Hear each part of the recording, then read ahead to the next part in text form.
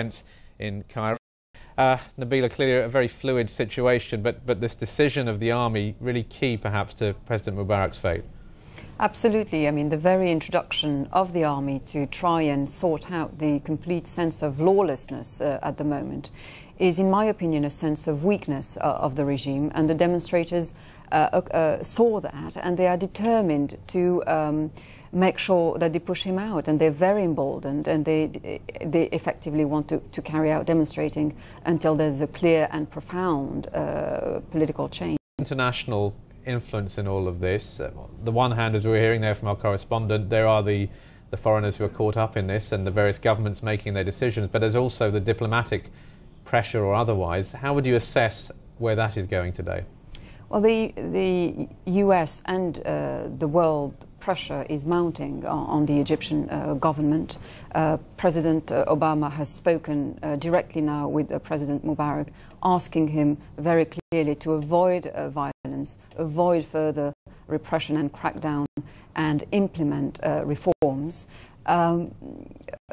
And even threatening to cut US aids, which amount to 1.3 billion US dollars.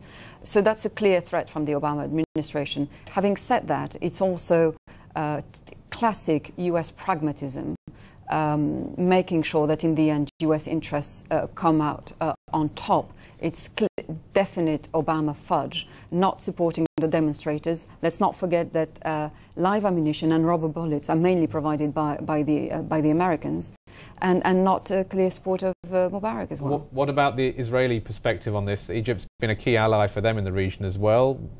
Prime Minister Netanyahu is saying, let's stay clear of getting involved in this for the time being.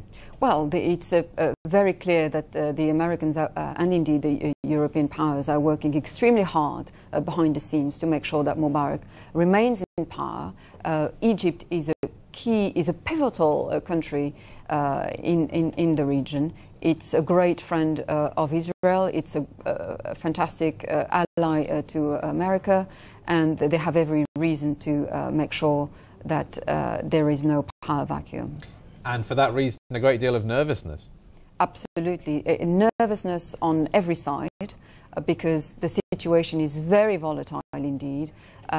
We just don't know how things are going to unfold in the future. And the big question, if President Mubarak does go, who is there to take over? Well, there are many potential leaders waiting to... But a structure in which they can lead? Well, they have some legitimacy. The Muslim Brotherhood is a clear political force in Egypt. Al-Baradei is a definite candidate. Ayman Noor is ready to join in the battle as well. So we have a variety of candidates who are waiting to step in and play a crucial political role in the future of the country. But still, it all comes back to the military and how they would decide to act in a new structure.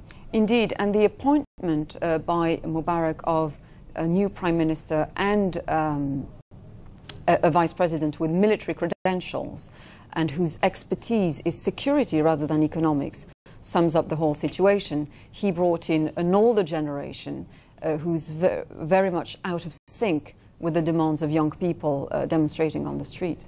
So he believes that further repression and further crackdown is the answer to the problems of Egypt at the moment. Okay. Nabila Ramdani there, journalist. Thank you very much for that analysis of the situation.